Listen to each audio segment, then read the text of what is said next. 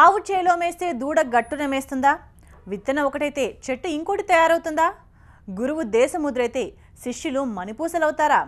స్వామి నిత్యానంద స్వామి ఆయన శిష్య పరమాణువులకు ఇది బాగా వర్తిస్తుంది. గురువు నిత్యానంద స్వామి భక్తి ప్రపంచంలో ఓ రేంజ్లో అలజడి రేపితే శిష్యులు పూనకాలతో కొండలు గుట్టల్ని కబ్జా చేసే పనిలో పడ్డారు.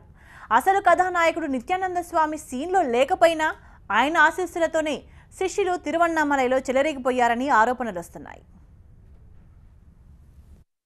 నిత్యానంద స్వామి అందరికీ సుపరిచితమైన పేరు. ధార్మిక కార్యకలాపాల్లో చిత్ర విచిత్ర ప్రక్రియలతో స్వామివారు బాగా ఫేమస్ అయ్యారు. ఆశ్రమాల్లో శిష్య పరమాణువులతో ఆయన చేష్టలతో అప్రదిష్ట పాలయ్యారు.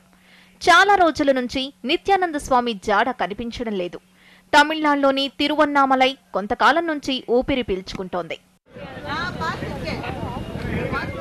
చాలా రోజుల నుంచి తిరువన్నామలైకు దూరంగా ఉన్న నిత్యానంద స్వామి మళ్లీ చాలా రోజుల తర్వాత కలకలం సృష్టించారు. ఇన్నాళ్లు ప్రశాంతంగా ఉన్న తిరువన్నామలై వాసులు ఉలికిపాటుతో నిద్రలేచారు.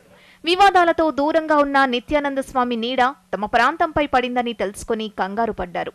తిరువన్నామలై గుట్టలపై నిత్యానంద స్వామి శిష్యులు తిష్ట వేయడానికి ప్రయత్నిస్తున్నారని తెలిసి హడలిపోయారు.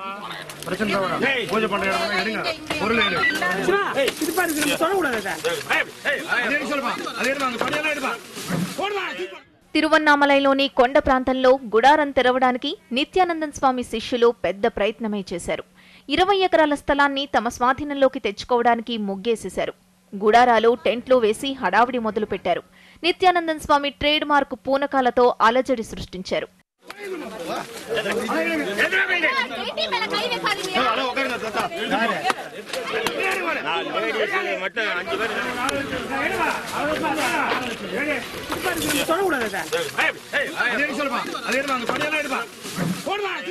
తిరువన్నామలైలో జనసంచారం అంతగాలేని ప్రాంతాన్ని వ్యూహాత్మకంగా ఎంచుకున్నారు నిత్యానంద స్వామి శిష్యులు.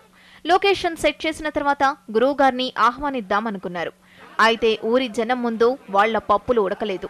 గత అనుభవాలను దృష్టిలో పెట్టుకుని మొగ్గలోనే వాళ్ల ఆగడాలను అడ్డుకున్నారు. అయితే నిత్యానంద స్వామి శిష్యులు వికృత చేష్టలతో చేయాల్సిన వీరంగమంతా చేశారు.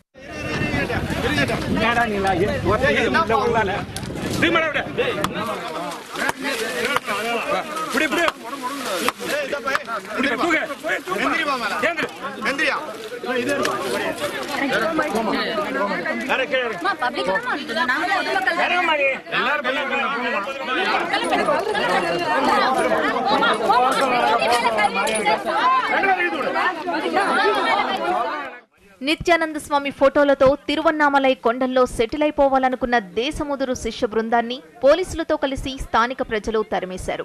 పట్టించుకోకపోతే నిత్యానంద స్వామి మరో అవతారానికి తెరలేచేదే.